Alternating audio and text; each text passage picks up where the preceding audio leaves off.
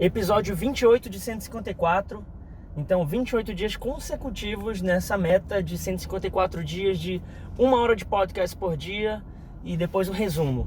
Então, agora eu vou começar a focar em assuntos completamente relacionados a inglês, beleza?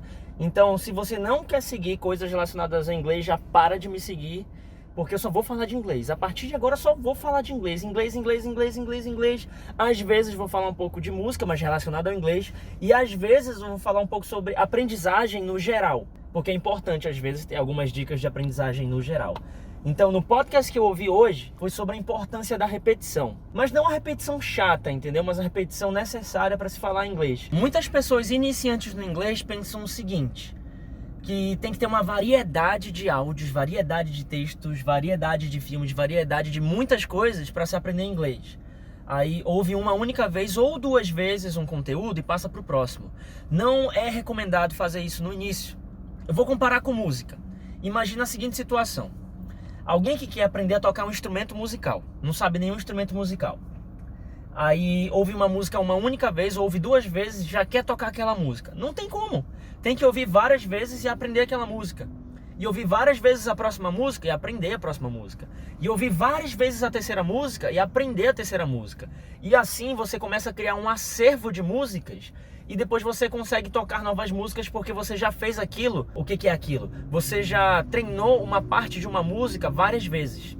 E às vezes se repete, entendeu? Numa quarta música pode ser que uma nota se repita ou uma sequência de notas se repita. No inglês a mesma coisa. Quando você faz repetidas vezes um exercício, quando você for para o próximo exercício, provavelmente você repita uma mesma frase ou uma mesma construção.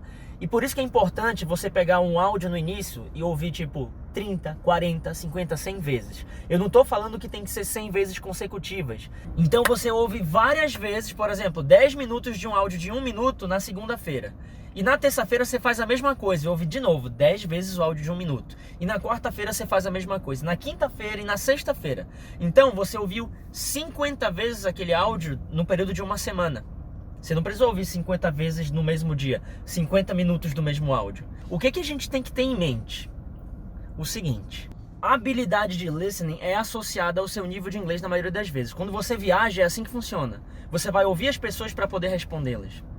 Quando você está numa entrevista de emprego, é isso que acontece. Você precisa ouvir bem para depois responder as pessoas. Não adianta não treinar o ouvido. Não adianta só ficar lendo eternamente. A maioria dos conteúdos, de maneira mais rápida, você absorve com o listening. Um livro, você vai demorar um pouco para ler. O áudio, você se força a ouvir aquele áudio uma única vez sem voltar. É isso que acontece. O livro não. Às vezes você está lendo, aí volta e lê aquilo de novo, e lê de novo, e pensa no que é o significado.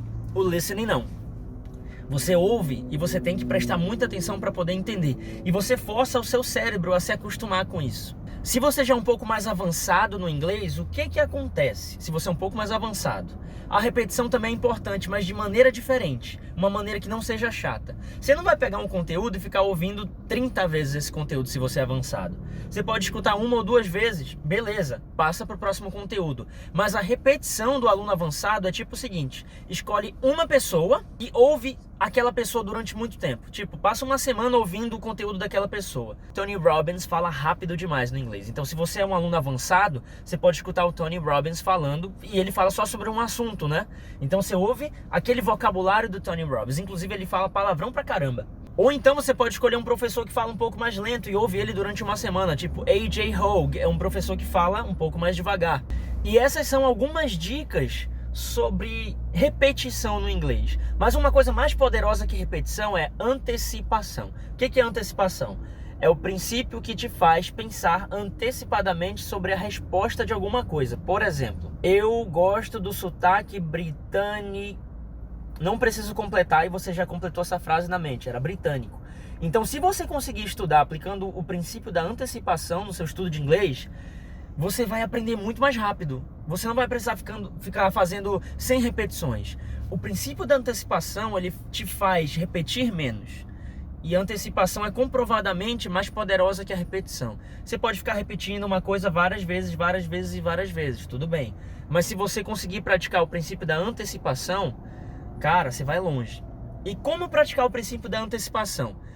Eu coloquei aqui no GTV um vídeo chamado ALS Practice, ou seja, prática ALS, prática de Listening e Speaking, que é um método baseado no Pimsleur. Pimsleur é o método mais famoso de inglês só para quem é auditivo.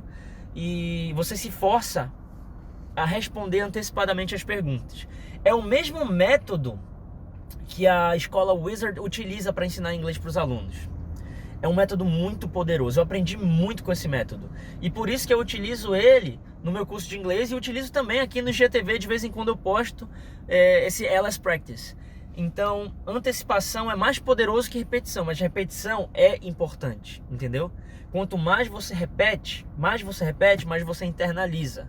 Só que para internalizar mais rápido, é possível utilizar o princípio da antecipação. Ele é mais poderoso que a repetição.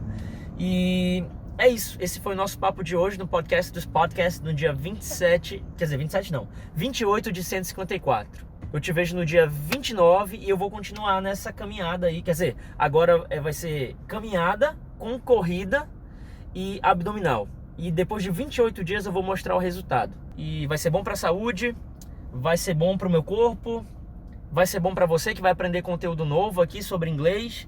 E eu te vejo no dia 29.